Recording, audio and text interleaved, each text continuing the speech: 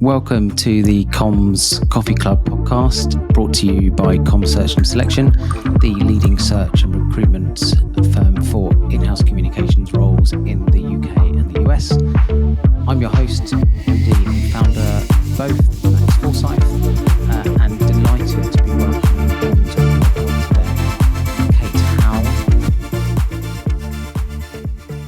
Max, how are you doing? I'm really well, thank you. How are you?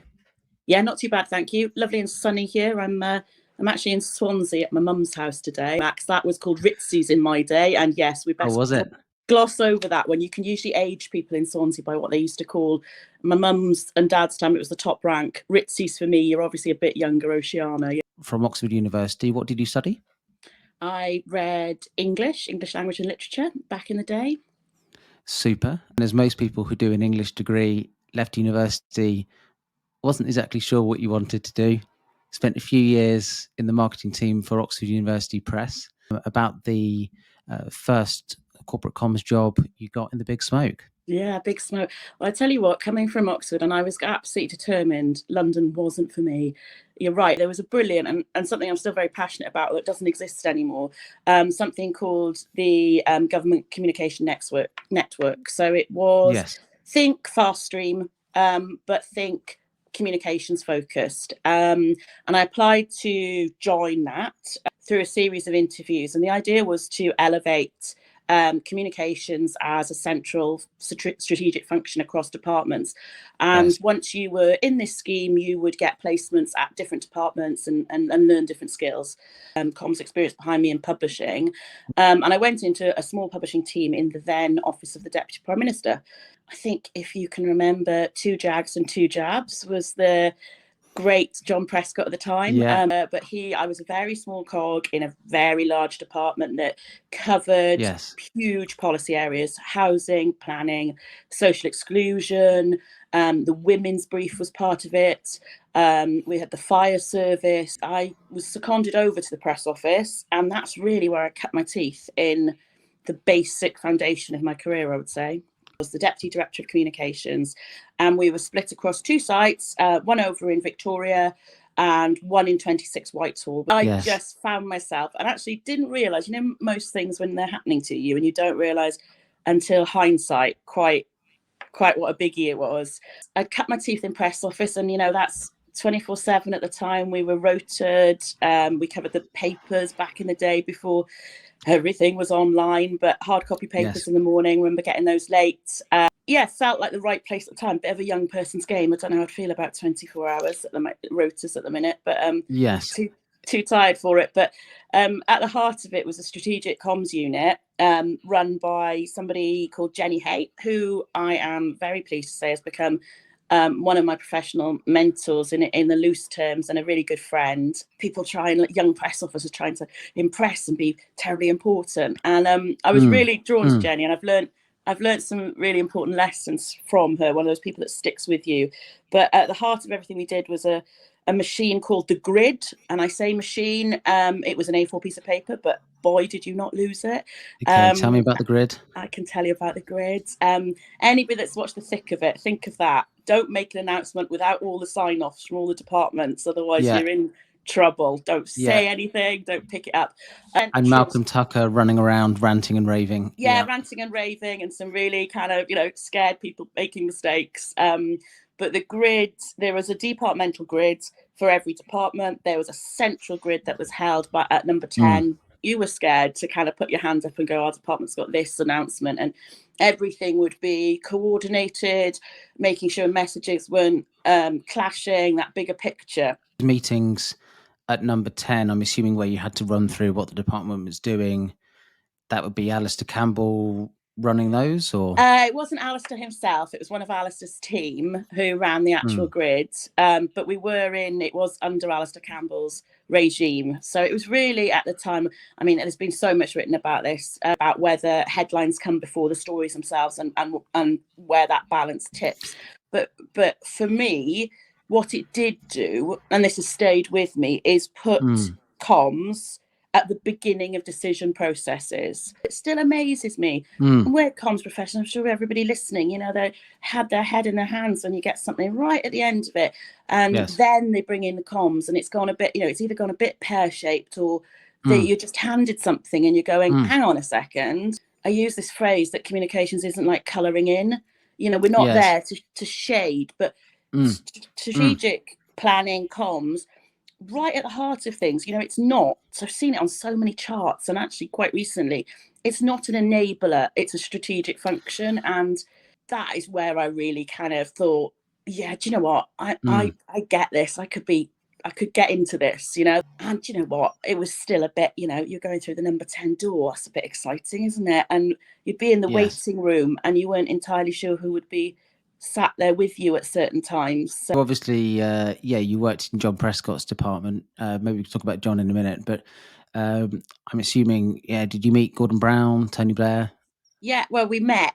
I didn't work directly for either of them, but within our department, I worked quite closely with Yvette Cooper, who was one of the ministers in the Office of the Deputy Prime Minister at the time. She had the brief for housing and planning. That was brilliant. Again, a brilliant mind. A politician that is still very driven by principle, high intelligence, could absorb briefs. You know, you do kind of see the amount of paperwork they get, ministers, you know, overnight in the box. You know, as a press officer, you have to hit a deadline, get it in the box. It's not to be underestimated. And Yvette had young children at the time running to meetings with her and just absorbing briefs. But didn't suffer fools gladly, and I say that with respect. Yes. And thinking of the thick of it, was it literally like sat in the ministerial car and the red box is open and you're there reading through scripts and briefings and trying to recite them, and Yvette's going, what do you think of that or this? Yeah, you'd either be, if it was yours, you go as you progressed to a little bit more senior in the office, that would be you if you were kind of head of a desk or something like that. But you did have to understand your briefs. And that was really interesting, because a lot of communication is about relationships and how important those internal relationships were. I kind of got that at that stage. So, you know, whichever brief you were on, you have to very quickly be able to get under the skin of something that you know isn't your background. You know, I'm not a planner, I'm not a housing specialist. To not pretend you're the subject expert. That's the biggest one I learned. So if you were asked something by a minister, don't try and fluff it, you know, don't try and make it up. You need to either make sure your brief is there and it's all there, or have the confidence to say, do you know what, I don't know, but I'll find out for you. And that's stuck with me through my career. Colleagues who clearly know their stuff inside out and can probably talk about building and housing regulations backwards in their sleep. Their ministerial brief is not their professional background before they got into politics. So they're not a subject matter expert either. So how would you work with them flipping around things you're being fed from the policy team and then feeding that up to the ministers, and how they then present whatever that is, whether it's in a statement in Parliament or it's a media engagement, etc.?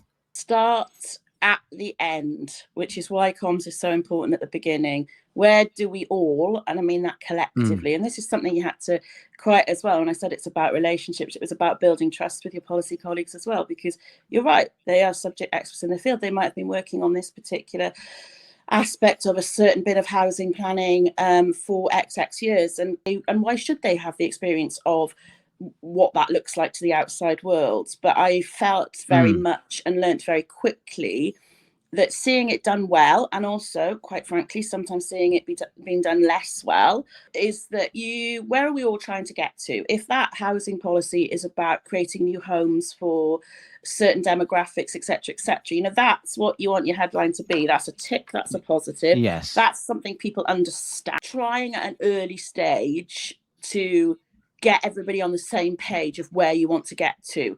And I think that's where brilliant communicators now come in and really show their worth. It's really cutting through quite a lot, going all of this around it, all of this technicality, whatever that looks like. What are we trying to say? How does this fit? How does this align to a strategic objective? If big picture, we're trying to reduce homelessness by X, that involves building X number of houses, that involves us changing things to this and this and this. But ultimately, don't forget where this is going to, because that's what you want your end product to be. And that stayed, you know, I'm sure we'll come on to it, where I've been for the last 12 years at Borough Market. That's always been forefront in my mind. And when I've seen other things by other companies and small businesses, in my case, when it works, it's when it resonates with people. In a corporate environment, this is, but I'm sure you've probably got lots of relatable examples from your time in politics where, you know, stakeholders who are really on board with communications will quite often want to run a PR campaign for everything. And you need to be able to, you know, it's a nice problem to have, but you need to be able to turn around and offer that counsel of, you know, actually, is this genuinely worthy of running a campaign? Or particularly, I'll use, you know, recent examples in my career of small businesses that might have a new product launch, or of course it's important, it's massively important to them, particularly around and I'm a massive fan of, I mean, we're bigger successes, and believe me, budgets have been extremely tight, as they are everywhere at the moment. Non-paid for media has to be part of a bigger picture. It has to be making bigger statements. So we'll touch how on earth I went from Deputy Prime Minister to donuts and freshly baked bread, I'm sure. But at Borough Market, one of the strategic pillars that I helped to bring in was a commitment to sustainability, and looking at how that place runs and all doing that. It was for that reason, but nobody had really wrapped that in or pulled that together. Now, you know, it's great that there's granola being made from fruit waste. If you're wrapping that into a year of sustainability commitments where you're committing to and using examples, that's where it comes in. And you have to be the person who, as well as, you know, saying yes at points when it works, very politely has to say, do you know what, it might be really important to you, but I'm not putting out a press release that hasn't really, it won't, you know, it's not going to get taken up. I don't want another quote that starts with thrilled. No, you know, it's got to be big picture stuff that can make a difference. And that's where you start doing that and you start committing to it. So you have to deliver on that. Obviously, it can't be empty promises, but that is when I think the shift for a brand's perception, and that's it. You know, if you say Borough Market to people and they think, yes, I love it, but that change in perceptions has taken, you know, me personally over 10 years to get to. Yes. And that's success. Perhaps, you know, this will come in, but it will be at this stage and part of a bigger picture. Yes, you're definitely right. I think, yes, looking at the bigger picture or that bigger trend or that hotter topic with your communications, because everybody loves to talk about their niche and, you know, their new really inventive product or their new service offering, which is great. And I'm sure it's wonderful in that little niche, but little niches don't carry. I'm really keen, and engagement is exactly right. You're engaging people in your story and about human connection, and particularly with a place like Borough Market. Now, Borough Market is, you know, millions and millions of people visit this bit of London where, if there'd been a great plan, you would not have built a market space under two big train lines, you know, right in the middle of what was 30 years ago, you couldn't get a taxi south side of the river after a certain point of night.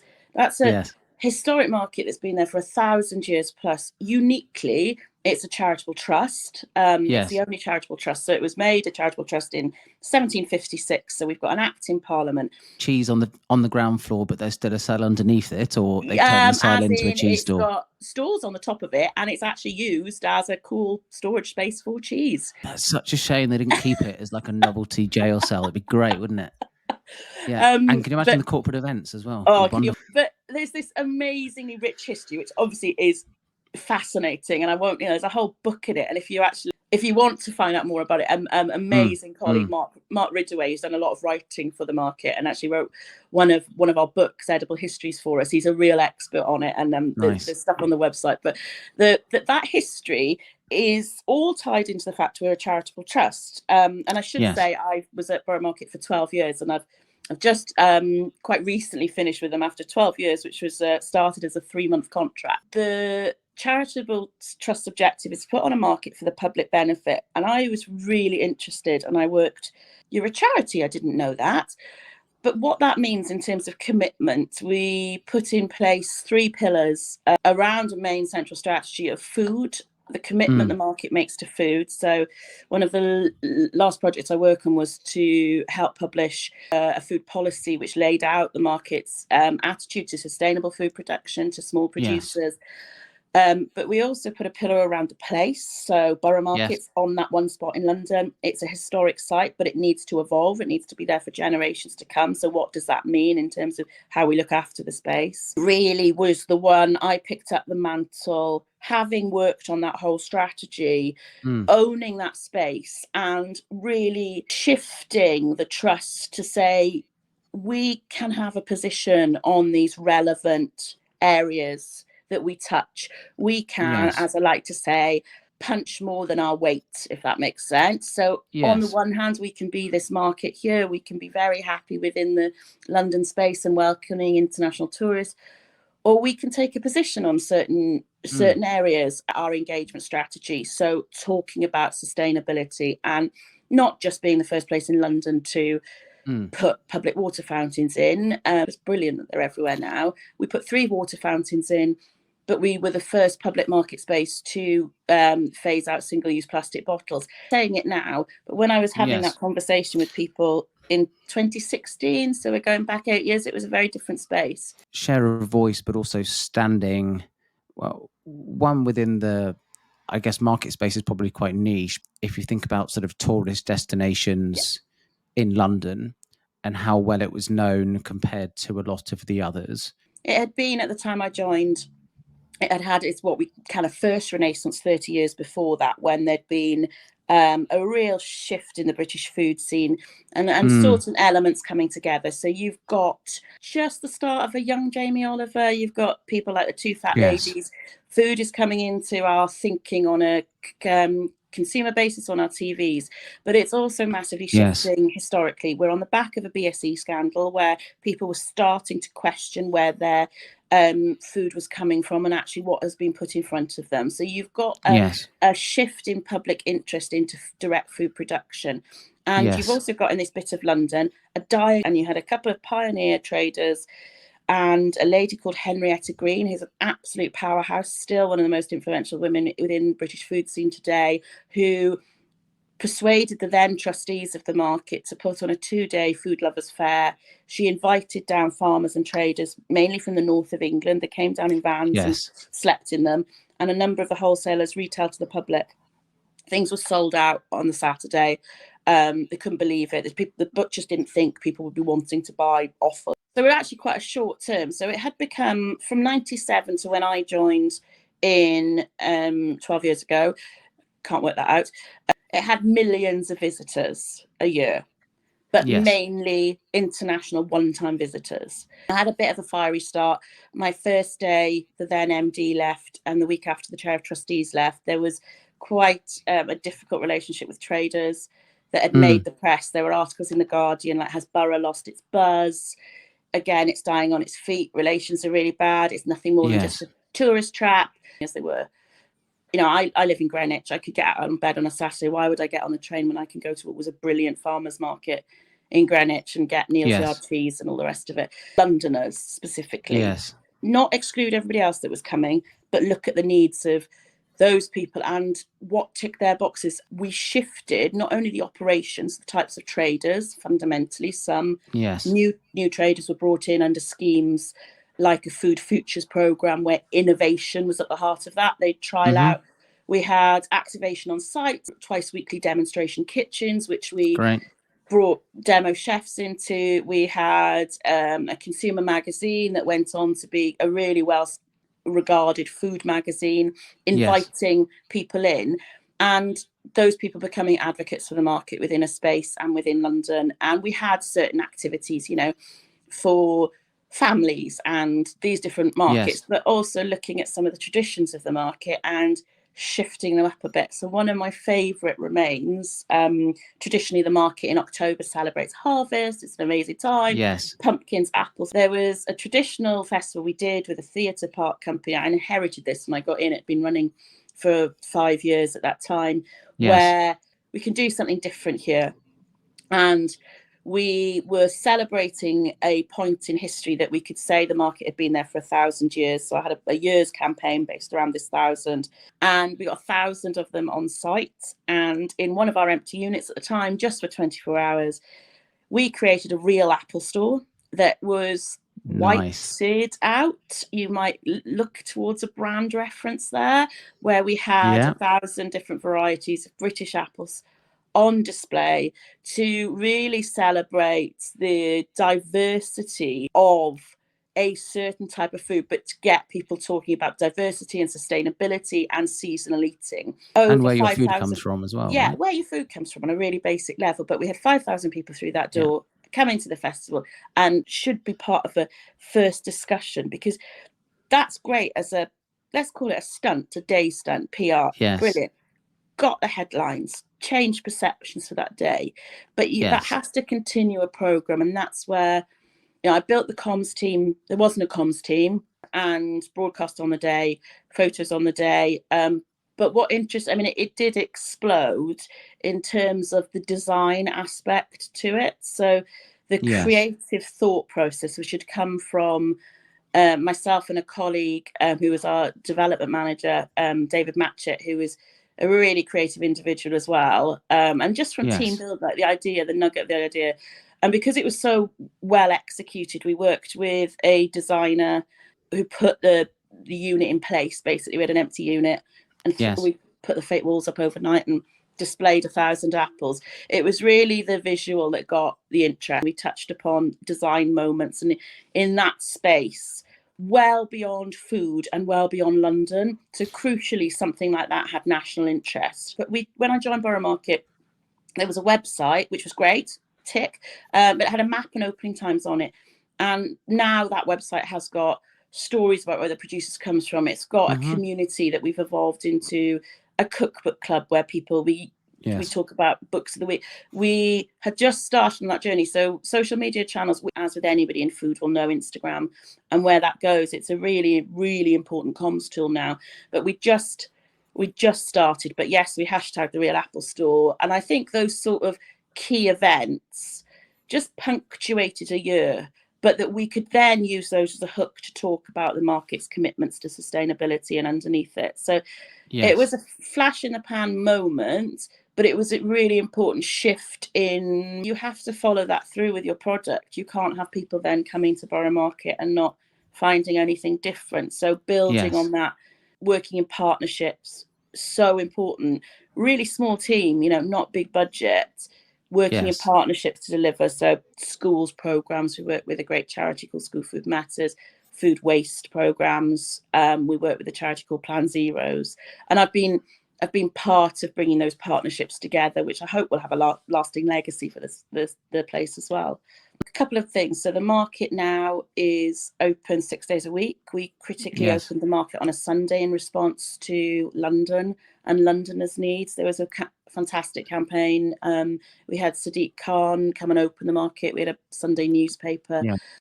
So it's not just been about footfall levels, which are at around 4 million a year in the space, but it's about the type of demographic. So we have shifted the number of Londoners and up to, it's really hard to say with this because obviously it changed every day, but I would say, we're up to around the 40-50% of Londoners regularly using the space. And actually, that was really important during COVID because the market stayed open during that time as a supply of fresh food and drink. And that was crucial. Like the rest of the country, our restaurants and our hot food kitchen weren't able to operate at certain times during the restrictions.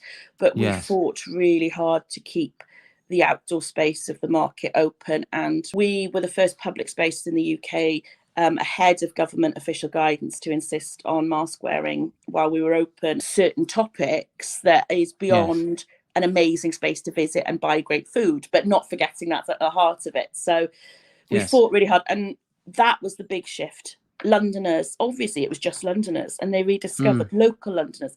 So coming back from that, a key priority was keeping the engagement of those regular customers that came to do shopping, that came to do fruit and veg, came to do their butchers, I'd got to know the individuals, because shopping in a market space is so different to a supermarket. It's about conversation, it's about relationships, and those relationships have been built, and we didn't want to be in a situation where they were lost. So we have looked at engagement through loyalty, and I don't mean loyalty club card, I don't mean money off your shopping, but making sure there are events and spaces and certain things happening so that regular shoppers can feel that it's their market, as well as knowing there are millions of international visitors one-off. And I always say, I went to Borough Market before I started shopping there. I took my mum and dad to buy cheese at Christmas. That's brilliant. It's a market for everybody. That's what I was very passionate about. But it's about then shifting your audience, and this applies to anything. If somebody comes once, what do you do to increase that? What makes them come back?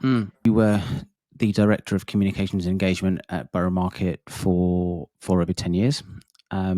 Within that time, unfortunately, the 2017 London Bridge terror attacks, in which multiple people very sadly lost their lives, spread south of the river into Borough Market. Can you tell us how that affected you at the time, but also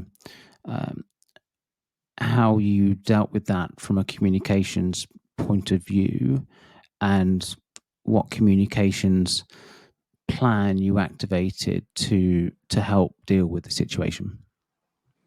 Yeah.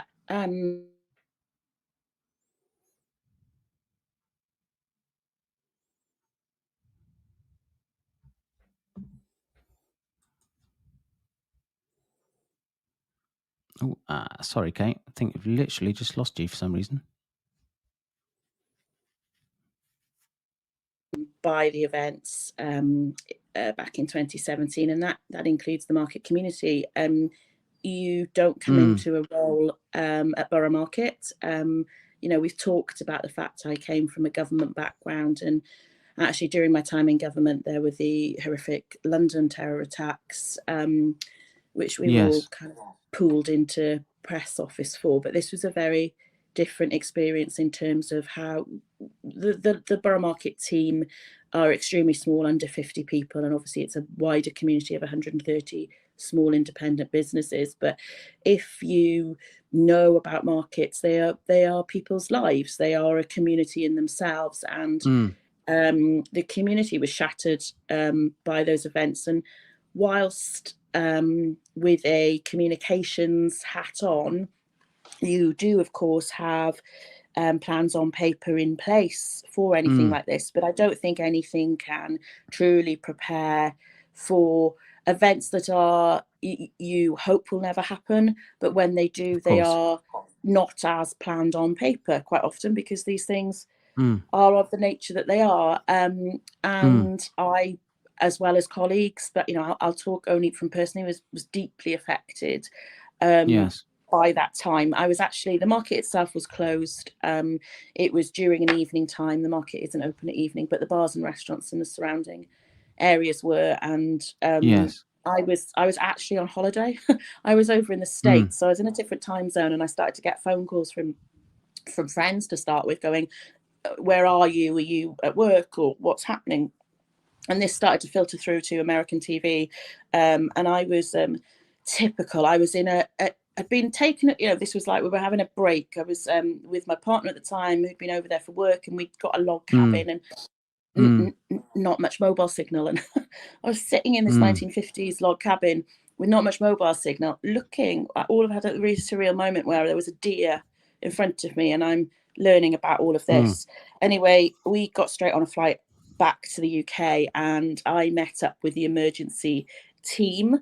So we had a plan. We couldn't access our offices, which were on site at Borough Market. We ended at an office in Tate Modern, where our brilliant chair of trustees at the time, Donald Hislop, who I still work with on the Business Improvement District Board and is a friend. So it was myself, the MD, Director of Finance, Director of Operations, and myself. So in a room, learning what had happened and what the situation was. And we had a 10-day period essentially when the market was closed. Now, in those first few days, as anybody will know that is involved, it is a police investigation. You are not running that situation. The communications are coming and led by the police, and that's where you take your stand from. First tip, everything cancelled, everything on pause or scheduled social media. Of course. All of that kind of stops.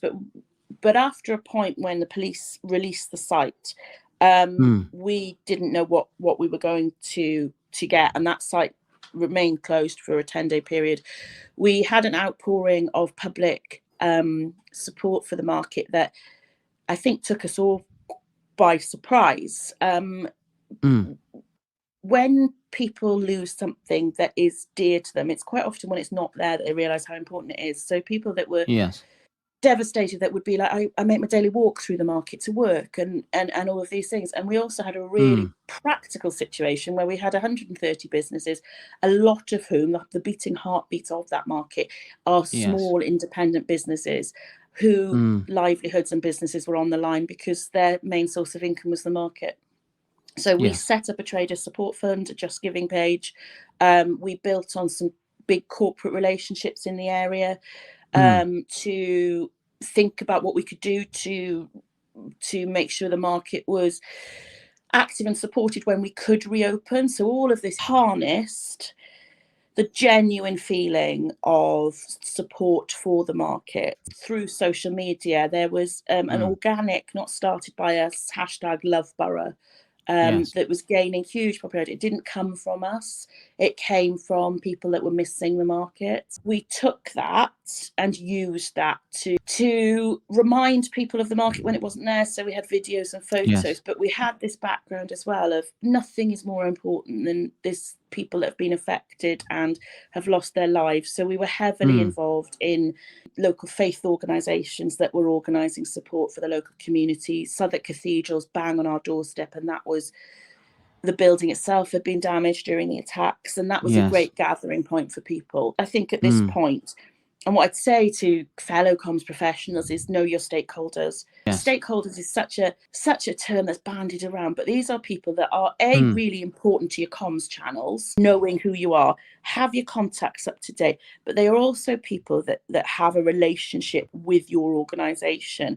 And that stakeholder mapping and that all that exercise that you do in theory, never more important than something like this, because your internal communications channels are really paramount. Getting information out there is such a lot of noise, and you at the center of it have to kind of see your way through that noise and really focus on the important messaging. So we had a campaign during those 10 days. We didn't know how long that was going to be. When we got the site back, we didn't know how long it was going to take to make it accessible, and we had to then think about what was an appropriate reopening of the market space, because so many people wanted to express their feelings for the market. So we have a market bell that is a ceremonial bell that had been rung for the first time when we reopened a large part of the market space in 2013 by our now king, but then Prince of Wales. And we felt that was an appropriate place. And Donald, our chair, delivered a speech that I admire him for getting through, which we worked on together. The day we reopened was actually the day of the Grenfell fire. And obviously our reopening had been planned. We had Sadiq Khan down. We had Rupert Murdoch from over the road from News UK. I had the Archbishop there. We had all of this, but we also had the police force. The media landscape overnight had shifted. So we were trying to manage huge amounts of TV crews and interest in us being diverted to Grenfell. But at the end of the day, these are individuals on the phone who was as shocked about what was happening as anybody else. And I think what I took from it was the kindness of individuals. For me to be honest about the fact and honest with my team that it was affecting us. And we were a really small team. I would say with hindsight, I would put in place far more of a strict rota system, learning from government days. I think it's really important in the time that people have TLC, time and time out, and time away, and with loved ones themselves, because it does take an emotional toll when you're dealing with a situation like that. And I was giving interviews myself as well as prepping others for them. But that didn't hit me till probably a year later. And I'll be really honest, I'm actually quite an advocate for it. I took a couple of months out after the first year anniversary, and I just needed some time for me and looking after yourself. And I really don't want to sound like one of those memes that are posted, but it is so important. And I don't think people talk about mental health and the impact within the communications industry, because there's such a perception sometimes from outside around the kind of PR darlings of the world. But if you're dealing with issues that are highly sensitive, emotive, deeply upsetting, your comms people are at the front end of that. And I think it is important that we say, it's okay to be affected by stuff, and you do need to look after yourself within that. So yeah, I took a couple of months away from work after the first year anniversary. Terrible time, but I think if you can in any way take anything from it, it does reinforce how much the market and Borough market matters to people, and when something isn't there, they truly value it. And I think then there's a point at which, yes, it has to be talked about, but it is what you do in terms of the future. So the first campaign that we went out with post all of this was really, really important, and that was that sustainability water fountains.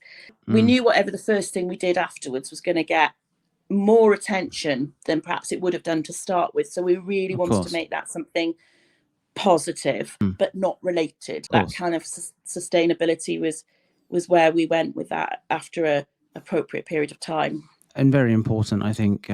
Clearly, it's a very harsh and a very blunt, but a very important example of communications importance and value as a strategic function, not just a nice to have that just does colouring in. Absolutely. Communications, I think that's the one thing I'd say. It's if it isn't put at the heart of any business, if it isn't run in parallel to strategic objectives and is part of those strategic objectives, it isn't going to work. And I kind of kid myself that is a given these days, but I now in the consultancy space see communications down at that end point of being classed as an enabler. Enablers are absolutely vital, but I will argue to this point it is a strategic function, and businesses that succeed know that from the out, and it's there front and centre. So. Let's end on a happy note. Who is the best person or best leader you've ever worked for in terms of their communication? Is this a trick question? Isn't it more about who you don't say, about who you do? I'm going to go back to that start of my career, and now people might laugh at this, but John Prescott, as a leader, as a politician, could communicate with people, and communications is about people. It's about people talking to one another. The mediums, social media, a newspaper article, etc. But it's about human connection, and there's a real art to that. And seeing somebody, actually, he was dyslexic. He was very open about the fact he was dyslexic. So there were some cracking kind of slip-ups on that level. But people could relate to him. This was a sprawling government department. That is a politician that knows the business of Westminster, but understands who his voters are as well. And I think he did that brilliantly. And also people, that fondness, you can see the being a real person still translates, because that's what comms is to me. That's what good communicators are. I have found a space and a career in communication. I'm a people person. I like finding out people's stories, and I like talking to people. And I don't think you can be in this game if fundamentally you don't have what I hope, a good basic communication skills yourselves, because you do care about what you're doing. Really wise words, and lovely to hear about perhaps maybe a side of John Prescott that a lot of people aren't necessarily aware of. Quite often those that are portrayed in the media as being one thing, often in real life are the others. It's also probably another thing to say, use those journalistic instincts sometimes, and don't always believe everything you read in the paper at face value. Absolutely. And I think there's something around just your gut instinct of meeting somebody, and that sense of connection, which has run through everything, through my career and what I like, but also something that hopefully I've been able to elevate more latterly in kind of borough markets. These are human connection, human engagement, and we as communicators, if we can help facilitate some of that, I mean, that's making a difference. And that's where I've ploughed my energy into and will continue to do that. If you can make differences to communities and individuals, whatever field you're in, that makes me feel good about myself and what I do. Super lovely, positive words to end on there. Yeah, and I definitely echo your thoughts. Thank you very much for your openness and your honesty too. I think, particularly the communications you did around the terror attack in 2017 can't be easy to speak and talk about and relive. So thank you. Thanks for having me, Max. It's been, I've really enjoyed our conversation. Thank you for coming on to the Comms Coffee Club podcast. And yeah, hope to interview you again at some point in the future. Look forward to it. Super lovely stuff. Cheers, Kate. Thanks, Max.